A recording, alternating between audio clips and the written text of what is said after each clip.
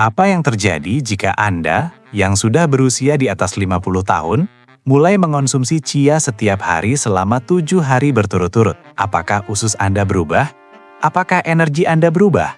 Atau mungkinkah hampir tidak terjadi apa-apa dan semua ini hanyalah tren belaka? Dalam catatan vitalitas hari ini, mari kita bayangkan bersama sebuah eksperimen sederhana. Seseorang yang berusia di atas 50 tahun memutuskan untuk menyertakan chia setiap hari selama 7 hari berturut-turut, selalu dalam jumlah kecil, dengan cara yang aman, tanpa janji-janji ajaib. Dan mari kita pahami, langkah demi langkah, apa yang mungkin berubah dalam tubuh. Chia menjadi sangat populer dalam beberapa tahun terakhir. Banyak orang mencampurkan chia ke dalam yogurt, jus, buah, atau roti. Ia menjadi terkenal karena merupakan biji-bijian kecil, namun kaya akan serat, lemak baik, dan sedikit protein. Orang-orang mengatakan bahwa chia membantu memberikan rasa kenyang, melancarkan usus, dan bahkan baik untuk jantung. Hal ini menarik perhatian terutama bagi mereka yang sedang menua dan ingin memiliki kendali lebih besar atas tubuh mereka sendiri. Namun apa yang sebenarnya dilakukan chia dalam praktiknya? Saat Anda memasukkan chia ke dalam air, ia akan mengembang dan membentuk gel di sekitar bijinya. Di dalam lambung, hal serupa terjadi. Gel ini bercampur dengan makanan. Hal ini dapat memperlambat pencernaan, menahan rasa lapar lebih lama, dan membantu usus berfungsi lebih baik karena seratnya. Lemak baik dalam chia menjadi poin positif tambahan dalam pola makan, membantu bersama dengan seluruh diet lainnya dalam perawatan jantung dan kadar gula darah. Sekarang mari kita bayangkan eksperimen ini. Seseorang yang berusia lebih dari 50 tahun memutuskan, selama 7 hari, ia akan mengonsumsi 1 atau 2 sendok makan chia yang telah dihidrasi per hari, selalu dengan banyak air. Bisa saat sarapan, dicampur dalam yogurt atau gandum. Sisa pola makannya tetap sama seperti biasanya, agar ia bisa lebih memperhatikan efek dari chia tersebut. Pada hari pertama dan kedua, hampir tidak ada hal yang sangat jelas terlihat. Tubuh sedang beradaptasi. Beberapa orang mungkin merasakan usus mulai bereaksi. Jika orang tersebut tidak minum cukup air, ia mungkin merasa ususnya lebih sembelit, disertai gas dan perut kembung. Jika ia sudah terbiasa minum banyak air, ia mungkin merasa ususnya terbangun, dengan tinja yang lebih bervolume, dan keinginan untuk ke kamar mandi dengan lebih teratur. Pada fase awal ini, efek utamanya adalah pada pencernaan. Dari hari ketiga hingga hari kelima, mereka yang terus mengonsumsi chia dengan air mulai menyadarinya dengan lebih baik. Orang tersebut merasa lebih cepat kenyang saat makan. Ia makan dalam jumlah yang sama seperti biasanya, atau bahkan sedikit lebih sedikit, dan merasa kenyang lebih lama. Keinginan untuk ngemil di antara waktu makan mungkin berkurang, bukan karena chia membakar lemak, tetapi karena gel dan seratnya membuat makanan bertahan lebih lama di lambung.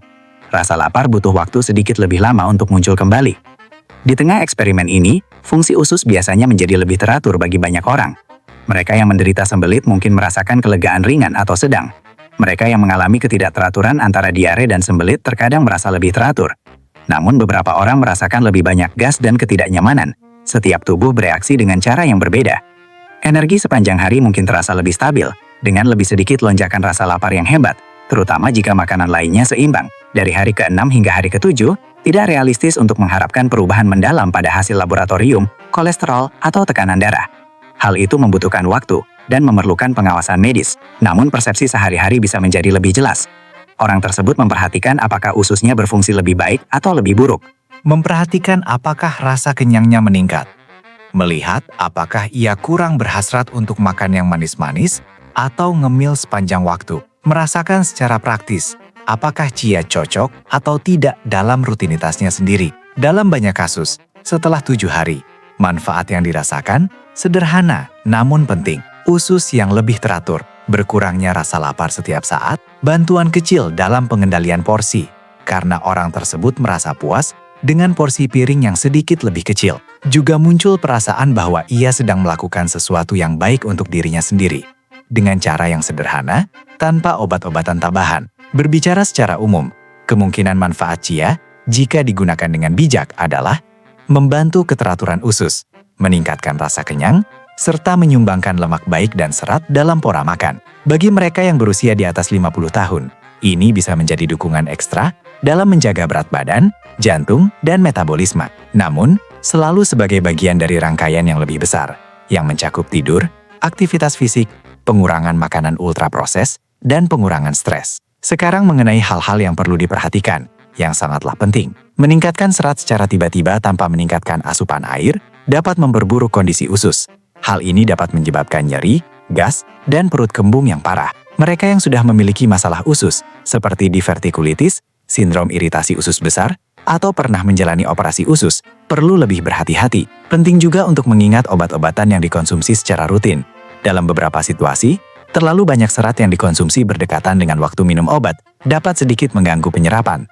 Oleh karena itu, ada baiknya untuk menjaga jarak waktu dan berkonsultasi dengan dokter. Mereka yang memiliki masalah ginjal atau perlu mengontrol mineral dan cairan juga tidak boleh sembarangan meningkatkan konsumsi chia atau makanan apapun secara berlebihan tanpa bimbingan.